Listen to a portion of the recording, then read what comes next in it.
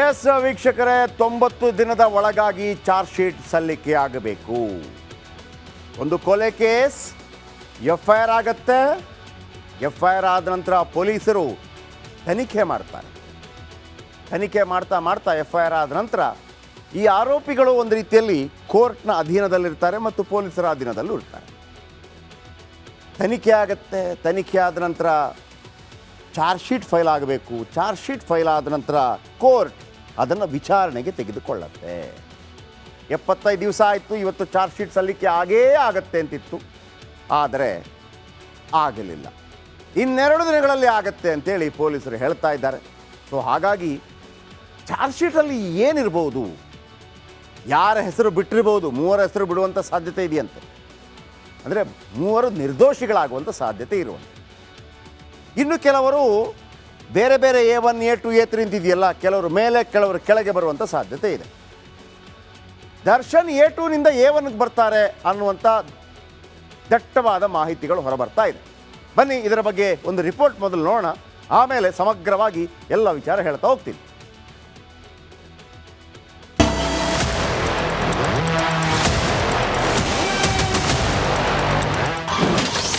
ಡೆವಿಲ್ಗೆ tension ತಂದಿಟ್ಟ charge sheet.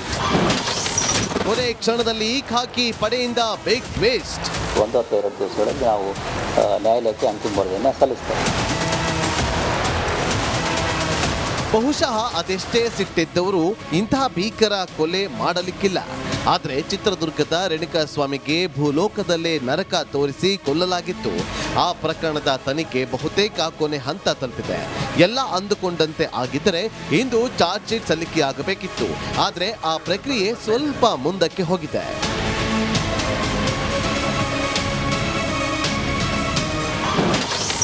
Darshan and ಗ್ಯಾಂಗ್ನಿಂದ Renukaswamy ಕೊಲೆ case ತನಿಖೆ ಬಹುತೇಕ ಮುಗಿದಿದೆ. ಕೊನೆ ಹಂತದ ಚಾರ್ಜ್ ಶೀಟ್ ಸಲ್ಲಿಸಲು ತಯಾರಿ ನಡೆದಿದೆ. ಇನ್ನು ಸ್ವಲ್ಪ ಕೆಲಸಗಳು ಬಾಕಿ ಇದ್ದಿದ್ದಕ್ಕೆ ಚಾರ್ಜ್ ಶೀಟ್ ಸಲ್ಲಿಕೆ ತಡವಾಗಿದೆ. ತನಿಖೆ ವೇಳೆ ಯಾವ್ಯಾವ ಆರೋಪಿ ವಿರುದ್ಧ ಏನ್ ಆರೋಪ ಇದೆಯೋ ಅದರ ಮೇಲೆ ಸೆಕ್ಷನ್ ಹಾಕಲಾಗುತ್ತೆ. ಬೆಂಗಳೂರು FSLನಿಂದ ಬಹುತೇಕ ಎಲ್ಲ ರಿಪೋರ್ಟ್ ಬಂದಿದೆ. ಹೈದರಾಬಾದ್ನಿಂದ ಒಂದಷ್ಟು ರಿಪೋರ್ಟ್ ಬಂದಿದೆ. ಮತ್ತಷ್ಟು ರಿಪೋರ್ಟ್ಗಳು ಬರಬೇಕಿದೆ. ಬಹುತೇಕ ತನಿಖೆಯ ಅಂಶಗಳನ್ನ ಚಾರ್ಜ್ ಶೀಟ್ ನಲ್ಲಿ ಉಲ್ಲೇಖ ಮಾಡಲಾಗಿದೆ. ಈಗ ಸಲ್ಲಿಸುತ್ತಿರೋದು ಪ್ರಾಥಮಿಕ ಚಾರ್ಜ್ ಶೀಟ್ ಅಂತ ಪೊಲೀಸರು ಹೇಳಿದ್ದಾರೆ. ರೇಣುಕಾಸ್ವಾಮಿ ಕೊಲೆ ಪ್ರಕರಣಕ್ಕೆ ಸಂಬಂಧಪಟ್ಟಂತೆ ಈಗಾಗಲೇ ಹೇಳಿದ ಹಾಗೆ ನಮ್ಮ ತನಿಖೆ ಸಂಪೂರ್ಣವಾಗಿ ಮುಗಿದಿದೆ. ಕೊನೆಯ ಘಟ್ಟವಾಗಿ ಈ ನಮ್ಮ ಸ್ಪೆಷಲ್ ಪ್ರಾಸಿಕ್ಯೂಟರ್ ಏನಿದ್ರು ಅವರ ಒಂದು ಸ್ಕ್ರೂಟ್ನಿ ಆಗಬೇಕಾಗಿತ್ತು. ಅದು ಕೂಡ ಆಗಿದೆ. ಕೆಲವೊಂದು ಅಬ್ಸರ್ವೇಷನ್ಸ್ಗಳನ್ನು ಮಾಡಿದ್ದಾರೆ, ಅವುಗಳನ್ನು ನಾವು ಈಗ ಕಂಪ್ಲೈ ಮಾಡ್ತಾ ಇದ್ದೇವೆ. ಅದಾದ ನಂತರದಲ್ಲಿ ನಾವು ತ್ವರಿತವಾಗಿ ಅಂದರೆ ಇನ್ನೂ ಬಹುಶಃ 2 ದಿವಸಗಳಲ್ಲಿ 1 ಅಥವಾ 2 ದಿವಸಗಳಲ್ಲಿ ನಾವು ನ್ಯಾಯಾಲಯಕ್ಕೆ ಅಂತಿಮ ವರದಿಯನ್ನು ಸಲ್ಲಿಸ್ತೇವೆ. FSLನಿಂದ ಬೆಂಗಳೂರಿಗೆ ಇದು ಏನು ನಮ್ಮ ವಿಧಿವಿಜ್ಞಾನ ಪ್ರಯೋಗಾಲಯ ಏನಿದೆ ಅದರಿಂದ ಎಲ್ಲ ವರದಿಗಳು ಬಂದಿದ್ದಾವೆ. ಜೊತೆಗೆ ಅದಕ್ಕೆ ಬೇಕಾಗಿರ್ತಕ್ಕಂಥ ಪೂರಕ ಪ್ರಶ್ನೆಗಳು ಕೂಡ ಉತ್ತರಗಳು ಬಂದಿದ್ದಾವೆ. ಹಾಗೆ ಈ ನಮ್ಮ ಹೈದರಾಬಾದ್ CFSLನಿಂದ ನಮಗೆ ಕೆಲವೊಂದು ವರದಿಗಳು ಬರಬೇಕಾಗಿತ್ತು. ಕೆಲವನ್ನು ಕೊಟ್ಟಿದ್ದಾರೆ, ಇನ್ನು ಕೆಲವು ಬಾಕಿ ಇದ್ದಾವೆ. ಆದರೂ ಕೂಡ ನಾವು ಅದರ ತನಿಖೆಯನ್ನು ಬಾಕಿ ಇಟ್ಟು ಮುಂದುವರಿತಾ ಇದ್ದೇವೆ. That's a part of investigation. What ever is this, ಅವ್ರದ್ದು ಏನು ಪಾತ್ರ ಇದೆ ಅದಕ್ಕೆ ಅನುಗುಣವಾಗಿ ಆ ಸೆಕ್ಷನ್ಗಳು ಅವರಿಗೆ ಅನ್ವಯ ಆಗ್ತವೆ. That is matter of investigation and evidentiary ಆಧಾರದ ಮೇಲೆ ನಾವು ಮಾಡಬೇಕಾಗ್ತದೆ. ರೇಣುಕಾಸ್ವಾಮಿ ಕೊಲೆ ಕೇಸ್ನಲ್ಲಿ ಪವಿತ್ರ ಗೌಡ A1 ಆಗಿದ್ದು, ದರ್ಶನ್ A2 ಹಾಗೂ ಆಪ್ತ ಸಹಾಯಕ ಪವನ್ A3 ಆಗಿದ್ದಾರೆ. ಪವಿತ್ರ ಗೌಡಗೆ ರೇಣುಕಾಸ್ವಾಮಿ ಕೆಟ್ಟದಾಗಿ ಮೆಸೇಜ್ ಮಾಡಿದ್ದಕ್ಕೆ ಕೊಲೆ ನಡೆದಿದೆ ಅನ್ನೋದು ಪೊಲೀಸರ ತನಿಖೆಯಿಂದ ಬಯಲಾಗಿದೆ. ಆದರೆ ನಟ ದರ್ಶನ್ ವಿರುದ್ಧ ಹಲವು ಸಾಕ್ಷಿಗಳು ಸಿಕ್ಕಿದ್ದಕ್ಕೆ A1 ಆಗೋ ಸಾಧ್ಯತೆ ಇದೆ ಎನ್ನಲಾಗ್ತಾ ಇದೆ. Crime bureau, republic Kannada. ಅಂದರೆ ಈ 17 ಜನ ಏನೇನು ಮಾಡಿದ್ದಾರೆ ಅನ್ನೋದನ್ನು ಚಾರ್ಜ್ ಶೀಟಲ್ಲಿ ಹೇಳ್ತಾ ಹೋಗ್ತಾರೆ. ಅವರ ಅದಕ್ಕೆ ಅನುಗುಣವಾಗಿ ಏನೆಲ್ಲ ಮಾಹಿತಿಗಳು ಸಿಕ್ಕಿರುತ್ತೆ ಅದೆಲ್ಲ ಸೇರ್ತಾ ಹೋಗುತ್ತೆ. ಆರಂಭದಲ್ಲಿ ಏನು ಮಾಡ್ತಾರೆ, A1 A2 A3 A4 A5 6 17 ಜನ.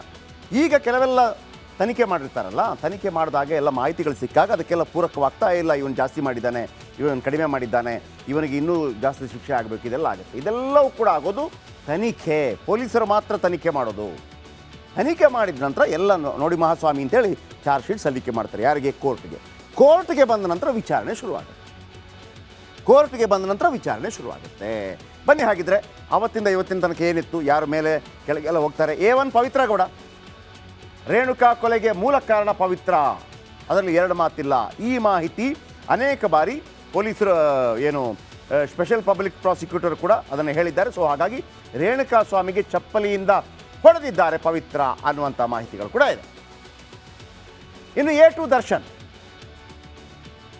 ಅವರ ಮೇಲೆ ಮೂರು ಕೇಸು. ದರ್ಶನ್ ಸೂಚನೆ ಮಾಡಿದ ಕಾರಣಕ್ಕಾಗಿ ರೇಣುಕಾ ಕಿಡ್ನ್ಯಾಪು. ದರ್ಶನ್ ಹೇಳದೇ ಇದ್ದಿದ್ರೆ ಯಾರು ಕಿಡ್ನ್ಯಾಪ್ ಮಾಡೋ ಧೈರ್ಯ ತೋರ್ತಾ ಇರಲಿಲ್ಲ.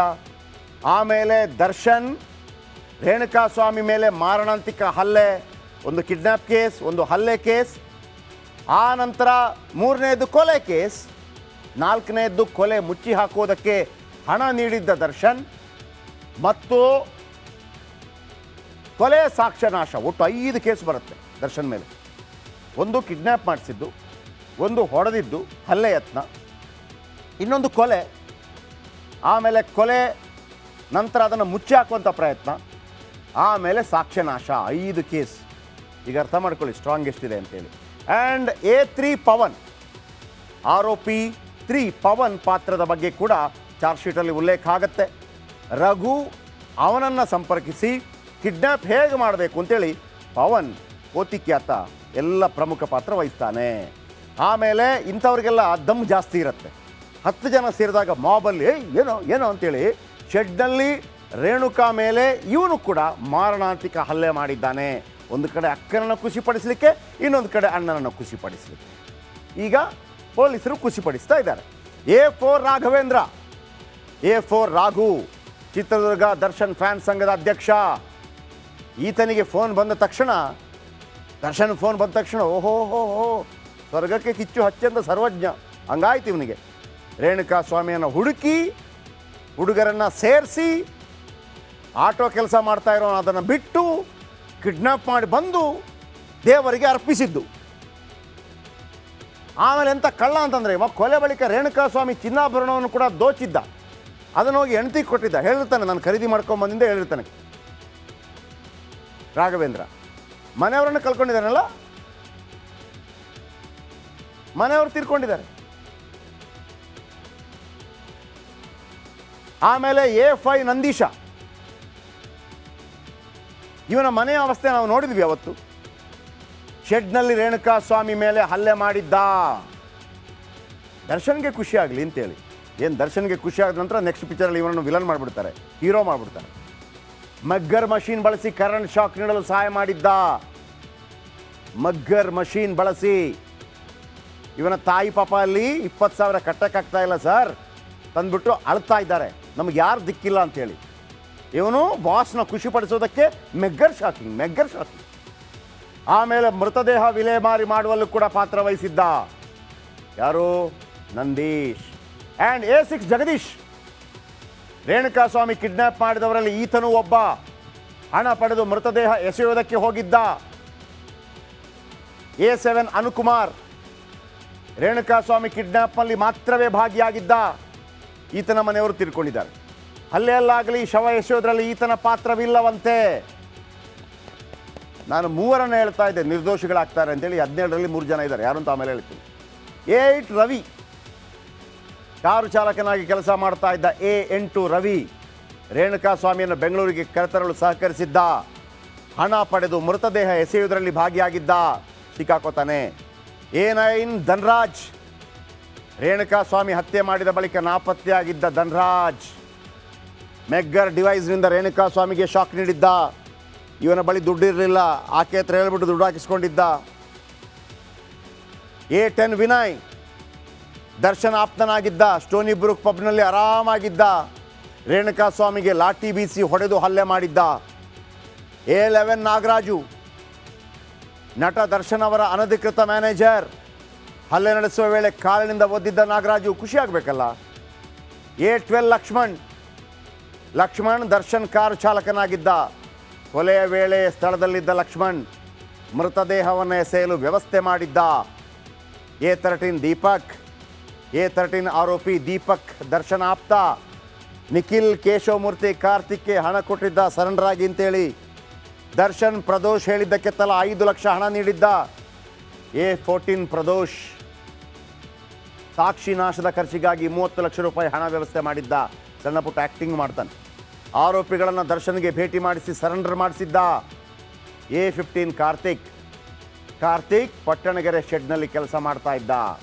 ರೇಣುಕಾ ಸ್ವಾಮಿ ಮೃತದೇಹವನ್ನು ಸಾಗಿಸಲು ಹೆಲ್ಪ್ ಮಾಡಿದ್ದ ಕಾರ್ತಿಕ್. A16 ಕೇಶವಮೂರ್ತಿ 5 ಲಕ್ಷ ಪಡೆದು ಶವ ಸಾಗಿಸುವಲ್ಲಿ ಭಾಗಿಯಾಗಿದ್ದ. ಬಳಿಕ ಪೊಲೀಸರ ಮುಂದೆ ಶರಣಾಗಿದ್ದ. A17 ನಿಖಿಲ್ 5 ಲಕ್ಷ ಹಣ ಪಡೆದು ಶವ ಸಾಗಿಸುವಲ್ಲಿ ಭಾಗಿಯಾಗಿದ್ದ. ಹಣ ಪಡೆದು ಪೊಲೀಸರ ಮುಂದೆ ಸರೆಂಡರ್ ಆಗಿದ್ದ. 17 ಜನರ ಲಿಸ್ಟ್ ನಿಮ್ಮ ಮುಂದೆ ಹೇಳಿದೆ.